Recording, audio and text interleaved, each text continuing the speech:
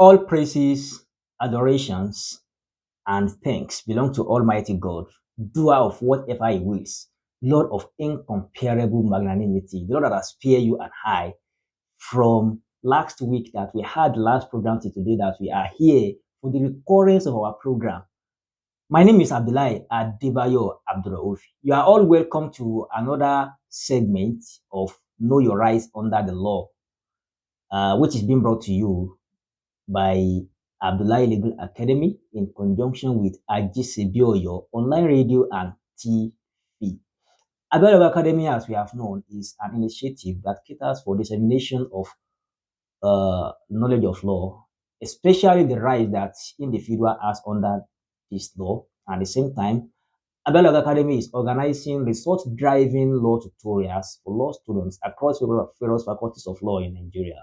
And we have been doing so much many things in order for us to achieve these two aims of ours.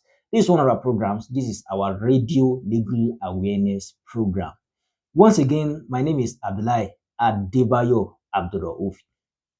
On this program, we have been able to explain some subtopics under the right to life that we've been explaining since the last 2, 3, 4, 5, 6, 7, 8, 9, 10, 11 weeks ago.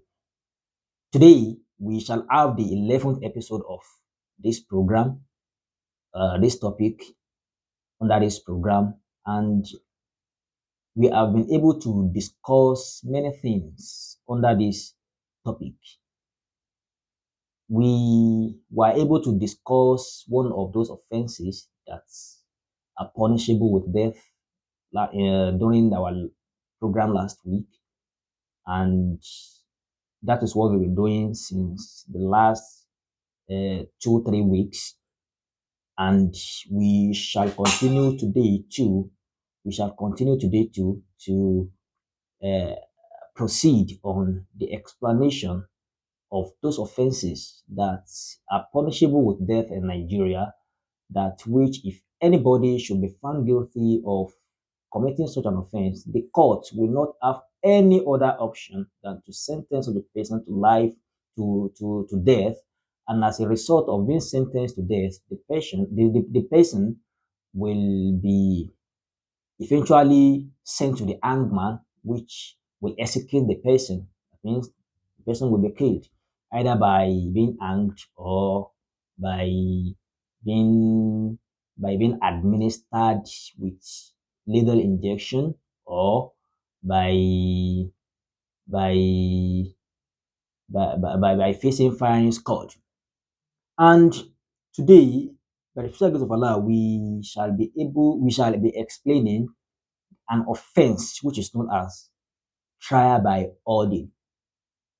Trial by ordeal, I won't want to go into the to the books of law now. I just want to explain what trial by ordeal may be to us. We maybe one or two of us have been able to uh, be somewhere before where this kind of a thing has ever happened.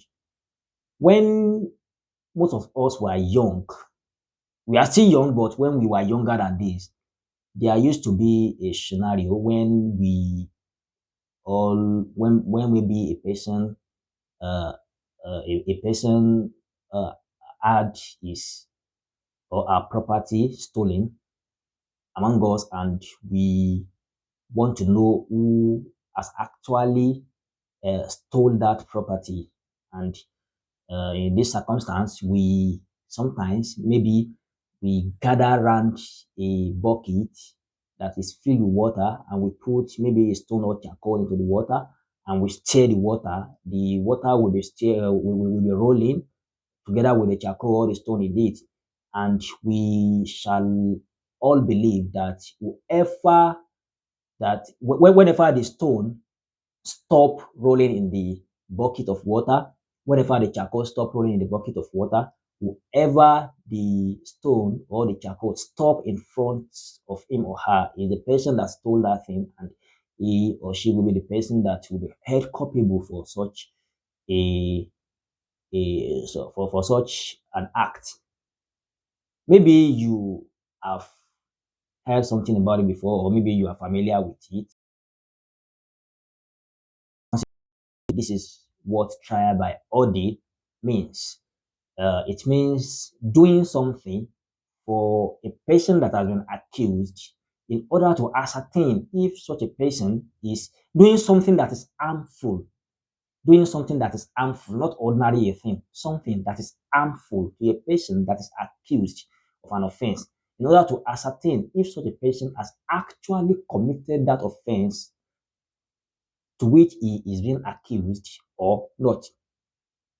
And if the thing that is harmful that is being done to such a person causes harm or even grievous body harm or even death to the person to which such a thing is caused upon, it will be believed that actually the person is what is guilty of the offense to which he is being alleged.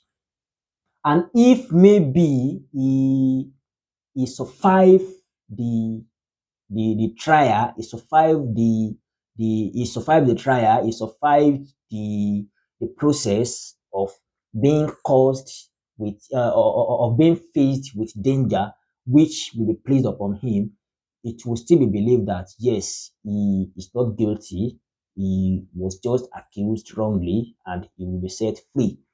Uh, that is what trial by ordeal means generally. And what as the Nigerian law says about trial by ordeal, and if we're talking about trial by ordeal, should it be left at large? And is there any way by which law has said anything about this trial by ordeal? And is there any way by which a person can be criminally liable for trial by ordeal? Or is there any way, just any way, or the law is silent about trial by ordeal, especially in Nigeria? No, the law is not silent about trial by ordeal. We check into section 207 of the Criminal Code Act. It was provided, I would like to read from primary source, it provided thus that the trial by ordeal of southwood, eseribin, or other poison, boiling oil, fire, immersion in water, or exposure to the attacks of crocodiles or other wild animals, or by any ordeal which is likely to result in death or bodily injury to any party to the proceeding is unlawful. Section 207 of the Criminal Code Act firstly criminalizes the whole thing concerning the trial by ordeal. Now, how is trial by ordeal being executed upon a person? A person may be forced to eat a poison or to drink a poison, and this is what the Criminal Code Act is specifically stating here: sarswood or acerabins or any other poison. Sarswood is a poison, acerabins is also a poison, or any other poison. It is not likely to always be sarswood or acerabins that the person will use in order for him or her to administer or to execute trial by ordeal on another person. No, it may be any other thing. It may even be sniper. It may even be sniper that is common today. It may even be sniper that is common today. It may be anything that is poisonous. If a person is forced to drink this thing in order for them to ascertain if he has actually committed the crime to which he is being alleged, it is believed mostly in the olden days, it is believed that if a person should drink this poison at this particular time, if he is innocent, he will be saved. That poison will not have any effect upon him or her. But if he is guilty, that poison will actually cause his or her death at that moment in time. And this is the reason why it is said here categorically that acid beans or southwood or any other poison that a person may be forced to drink or eat, or that a person may force another person to drink or eat in order for them to ascertain if such a person is actually guilty of an offense to which he is being alleged to have committed. That is not the only aspect. Because it is not ordinary poison that is being used to execute trial by ordeal. There are other ways too, as provided by the law here. There are other ways too. Let me go further. Boiling oil. Boiling oil, fire, immersion in water, or exposure to attacks of crocodile or wild animal. Sometimes they may put such a person into a boiling oil. They will put plenty oil into a container and put that container on fire.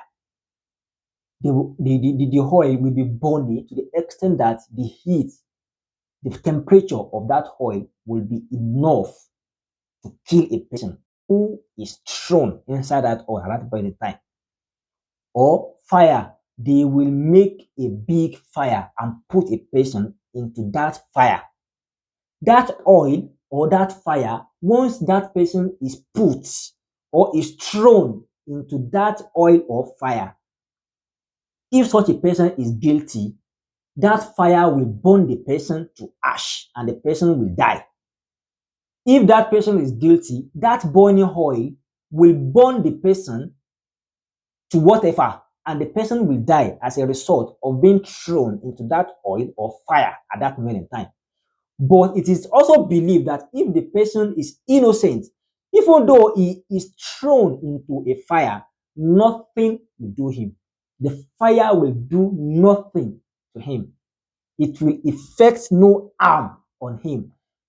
Even the person is thrown into the burning oil, the oil will do nothing to the person. The person will still come out alive.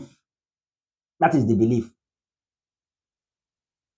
And sometimes the person may even be put to a place where there is a wild animal or even wild animals like crocodile.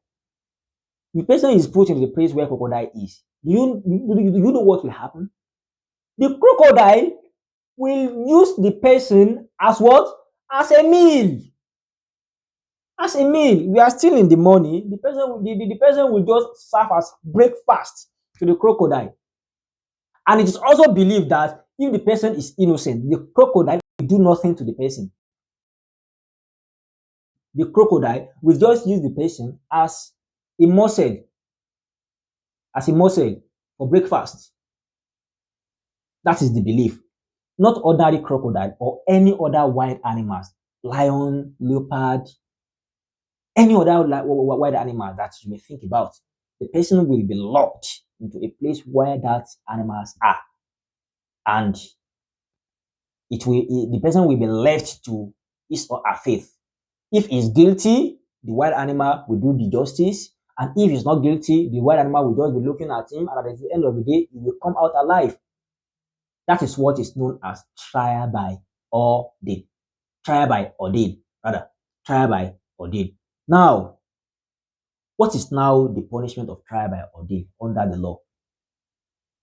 We have explained what trial by ordeal is. Is there any... we have said that trial by ordeal is unlawful. That means it's fine under the law. And once it is a criminal offense under the law, are there any punishment for such a thing? Is there any punishment that will be provided for a person that partake in trial by ordeal? Yes, there is. And this punishment is even classified into two punishments. The one that if the person that is being tried with trial by ordeal if the trial by ordeal results in the death of a person so accused. If it in the death of the person that is forced to drink the poison, if it results into the death of a person that is locked into a house or into a store or into anywhere, into any place where wild animals are being kept, if the wild animal kill such a person or the person dies as a result of being thrown into the fire to ascertain if he is guilty or not, or the person dies as a result of being thrown into a burning oil,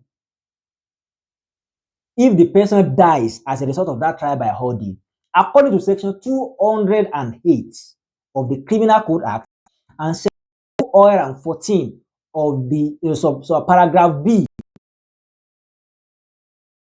person that organizes, that presides over that trial by ordeal will be sentenced to death. The person will be sentenced to death. If the person who is being tried with trial by ordeal later dies as a result of that trial by ordeal, all those people that organizes that trial by ordeal, that presides over that trial by ordeal, will be put to death. That's the first thing. And the second thing is that if the person is not even killed as a result of that trial by ordeal, no life of that trial by ordeal, maybe the person has drank the poison, but the person did not die. Maybe many people quickly rush to his or her rescue, and he was saved. Or maybe immediately after he lands from the fire, maybe the many people just come to rescue him from the fire, or any other thing that may occur that may save the person from being killed as a result of that trial by ordeal. Even at that moment too, the person that preside over that trial by ordeal at that moment in time will still be held culpable and is still in trouble. In trouble of what?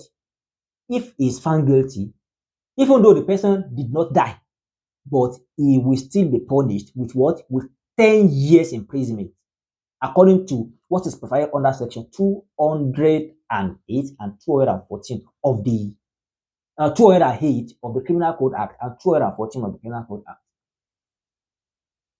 This occurred in 1951 when a person was forced to eat a beans, a poison, to ascertain if he has actually committed the offense to which he is being accused, to which he is being alleged or not.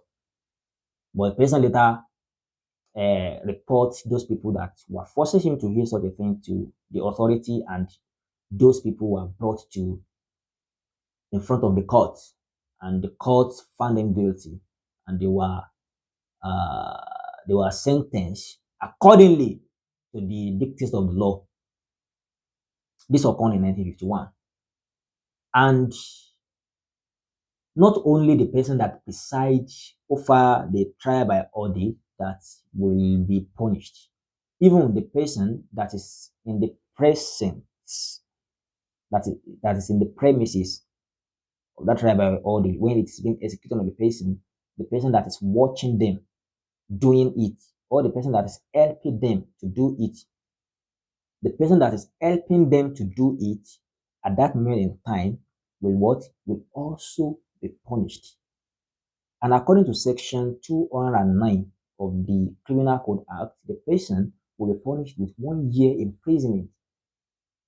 Even though you are not the one that is presiding on it, you are just there watching them doing it. As you are there watching them doing that thing, the law has criminalizes that watching. That watching itself is a crime, and the person will be penalized for it because you are present.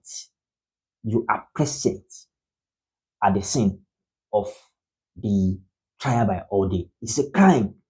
So if they are doing trial by order in a place, you are not allowed by the law to go there to watch them doing it. One, at the same time, you must not help the people that are doing that thing. You must not help them to do anything. You must not help them to provide anything that they will use to do that trial by order. If a person does that thing, it is a crime and it is punishable with 1 year imprisonment. So I would like to stop here today till next week by the special grace of God that you and I shall be here meeting each other to have the recurrence of this interesting program of us. Once again, Abdullahi Adebayo Abdurauf is my name, and this program is being brought to you by Abdullahi Legal Academy in conjunction with Ajisebioyo Online Radio and TV. Adult Academy is an initiative that caters for the dissemination of uh, legal awareness to the general public, and at the same time, it facilitates result-driven law tutorials for law students across various faculties of law in Nigeria. And we have been doing so many things in order for us to achieve these two aims of ours. Before I end the program for today, I have a comment under the Yoruba segment, and I would like to acknowledge the receipt of that comment. The comment was made by Mr. Usman Alaho. He says, nice program. I'm Hype Man Youngster from Oyotan. We are very grateful for your comment. We are very grateful for your comment. Thank you very much for being with us. Thank you very much for watching the program. Thank you so very much for all that you do. We are very grateful. So I won't be able to go into the comment section for today because my gadget here is not charged during the week. You know, the epileptic power supply is here in Kano too, so we are unable to charge our gadgets. So, but by the special grace of God, we acknowledge everybody that make one or two comments on our program. We are very grateful for your comments. We are very grateful. We are very grateful. We can't be thankful to you enough. We are always very grateful. And before I end the program, I would like to acknowledge the kindness of AA Enterprise. AA Enterprise is an enterprise that deals in the selling of data bundles. They sell data bundles. So if you want to buy data bundles from a reliable source, always connect with AA Enterprise. AA Enterprise, oh, I'm not here with their phone number here today, but I will supply the phone number of AA Enterprise under the comment section. So make sure that you reach out to AA Enterprise whenever you want to buy your data bundles, be it MTN, Airtel, Mobile, Glo, or any other network that is being used in Nigeria. And please, we need sponsors to sponsor these programs of ours at Abdullah Academy. We shall be very grateful if you can be one of those that will be our sponsor. Till another time that you and I shall be meeting here, where we shall be sharing the knowledge of the legal awareness under the Nigeria law. I wish you a wonderful legal day ahead.